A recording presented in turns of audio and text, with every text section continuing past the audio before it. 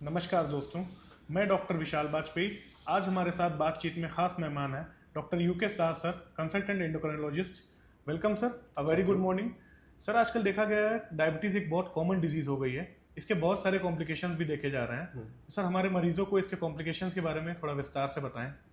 Thank you doctor Vishal. Good morning everyone, my self doctor Umesh Shah. Yes, diabetes से काफ़ी complications होती है अगर आपका ब्लड ग्लूकोज कंट्रोल में नहीं होता है। तो ब्लड ग्लूकोज अगर कंट्रोल में नहीं है तो आपको एक्यूट कॉम्प्लिकेशंस हो सकता है, जिसमें एक्यूट कॉम्प्लिकेशंस जो डायबिटीज़ की वजह से होता है, जिसमें आपको काफ़ी ज़्यादा पेशाब हो सकता है।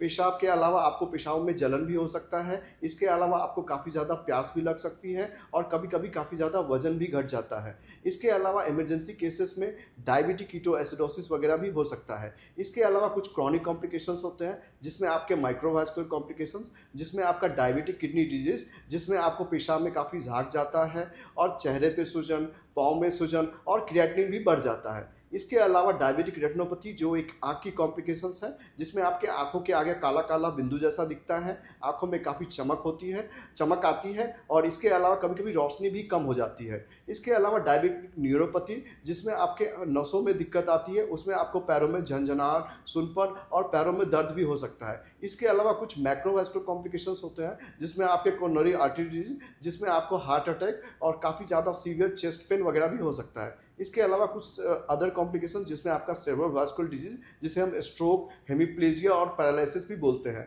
तो ये सब भी हो सकता है। इसके अलावा पेरिफेरल वास्कुलर डिजीज, जिसमें आप चलते हैं तो आपको पैरों में दर्द होता है और फिर बैठते हैं तो आराम हो जाती है। तो ये सब micro and macro vascular complications जो डायबिटीज की वजह से हो सकता है। सर, इतने सारे माइक्रो एंड मैक्रोवास्कुलर कॉम्प्लिकेशंस हैं, इनके रोकथाम के लिए क्या क्या किया जा सकता है? यस, इनके रोकथाम के लिए सबसे फर्स्ट एंड फॉरमोस्ट आपका ब्लड ग्लूकोज कंट्रोल होना चाहिए, आपके ब्लड प्रेशर कंट्रोल होने चाहिए, आपका वेट कंट्रोल होना चाहिए, आपका कोलेस्ट्रॉल कंट्रोल होना चाहिए। तो ये सब चीज़ें कंट्रोल में होना चाहिए और आपको इनकी जांचें रेगुलर कराते रहना चाहिए और आपको इन सब जांचों के साथ साथ अपने डॉक्टर से भी रेगुलर मिलते रहना चाहिए।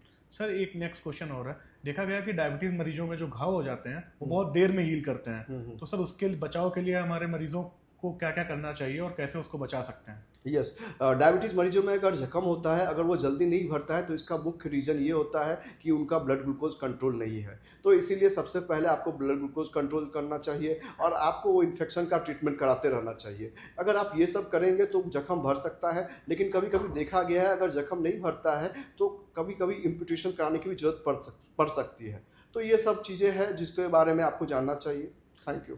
Thank you so much sir for giving your precious time and such a valuable information. Thank you so much.